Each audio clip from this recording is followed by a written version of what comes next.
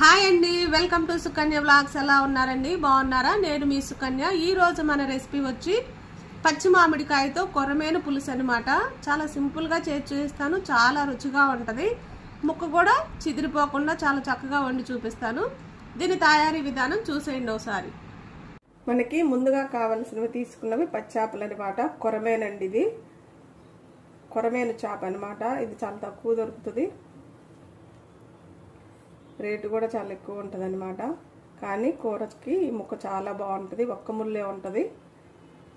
ఇప్పుడు ఈ ముక్కలన్నీ మనం కడిగి నీట్గా, చేపలు కడిగేటప్పుడు నీసు వాసన రాకుండా ఉండాలంటే మనం ఉప్పు గళ్ళతో బాగా కడిగినాక 2-3 సార్లు కన్నా ఎక్కువ మళ్ళీ కొంచెం నిమ్మరసం పిండి బాగా కడగండి, 1-2 సార్లు. అప్పుడు కొంచెం కూడా నీసు వాసన అనేది రాకుండా ఉంటుంది అన్నమాట. ఇప్పుడు ఈ ముక్కల్లో ముందుగా మనం కారం వేసుకుందాం. ఇది సంబారు కారం అంటారండి, అన్ని దినుసులు కలిపిన కారం అన్నమాట. ఇది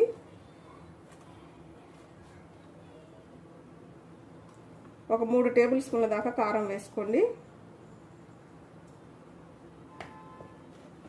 ఇప్పుడు దీంట్లోనే ఒక చిటికెడు పసుపు వేసుకోండి. ఆల్రెడీ ఆ కారంలో పసుపు కూడా ఉంటుంది. ఒక 1/2 టీ స్పూన్ పసుపు వేసుకోండి. ఇప్పుడు దీంట్లో మనకు రుచికి తగినంత సాల్ట్ వేసుకోండి, చూసి వేసుకోండి. ఇప్పుడు ఇవి వేసినాక అల్లం వెల్లుల్లి పేస్ట్ వేసుకోండి. మనం అప్పటికప్పుడు మిక్సీ పట్టుకొని వేసుకోండి, నిల్వ ఉండదు, వేయకండి. చూసారా, అల్లం వెల్లుల్లి పేస్ట్ అనేది మనం ఎప్పుడైతే చేపల కూర వండుకుంటామో అప్పుడే మిక్సీ పట్టుకొని వేసుకోండి, నిల్వ ఉండదు మాత్రం వేయకండి. ఒక 2 టేబుల్ స్పూన్ల దాకా వేసుకోండి. ఇవి అయితే 2 కేజీలు చేపలు, ఒక 2 టేబుల్ స్పూన్లు వేసుకోండి.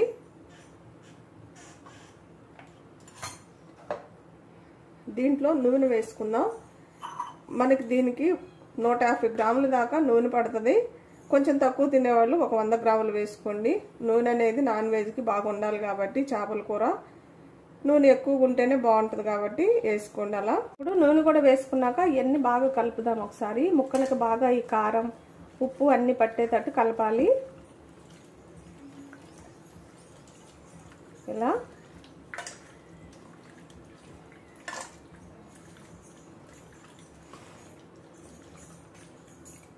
చూసారు కదా, ఇలా చూసారు కదా ఎంత కలర్ఫుల్గా ఉందో. కారము నూనె ఉప్పు మనం ముక్కకి ఇలా పట్టించుకుంటే చేపల కర్రీ అనేది చాలా రుచిగా ఉంటుందని. ఇప్పుడు మనం దీంట్లోకి కొన్ని పచ్చిమిరపకాయలు చీలికలుగా చేసి వేసుకుందాం. అలానే కొన్ని ఉల్లిపాయ ముక్కలు వేసుకుందాం.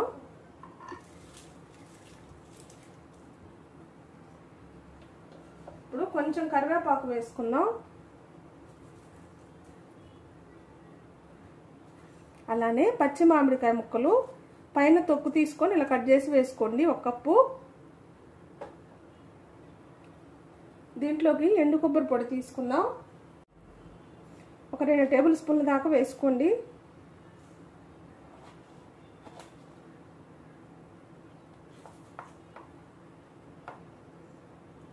ఇప్పుడు చింతపులుసు వేసుకుందాం దీంట్లోకి. ఈ పులుసు ఇలా నీట్గా చింతపండు ఒకసారి కడిగినాక ఇలా నానబెట్టుకోండి.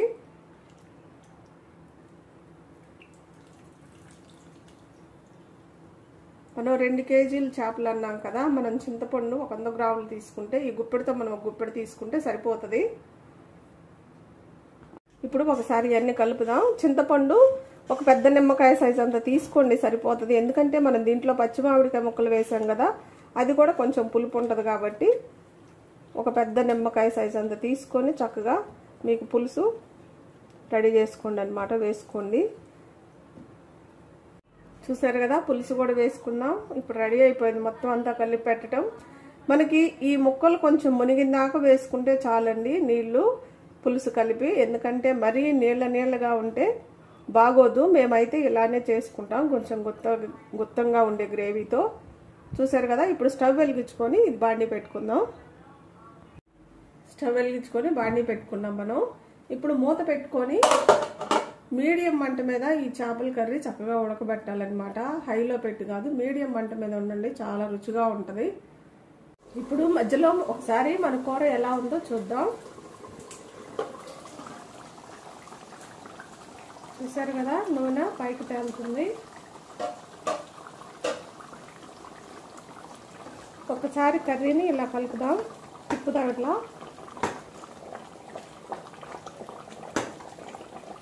అప్పుడు పై ముక్కలు కింద ముక్కలన్నీ చక్కగా ఉడికిపోతాయి అన్నమాట. ఇంకొక 5 నిమిషాలు దీన్ని ఉడకనిద్దాం.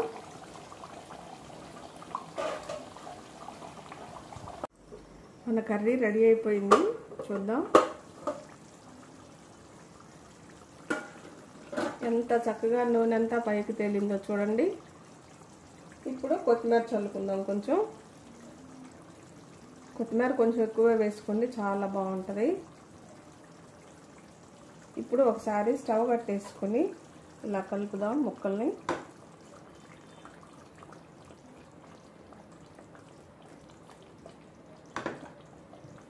రెడీ అయిపోయింది మన చేపల కర్రీ. ఎంత బాగుందో చూడండి.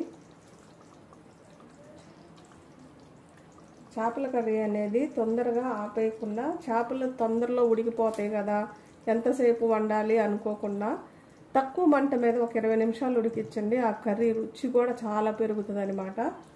చూస్తాను, ముక్క కూడా చెదిరిపోదు. గ్రేవీ కూడా చూడండి ఎంత బాగుందో.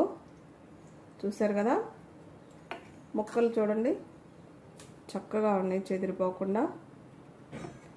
గ్రేవీ అనేది ఇలా ఉంటే చాలా బాగుంటుందండి.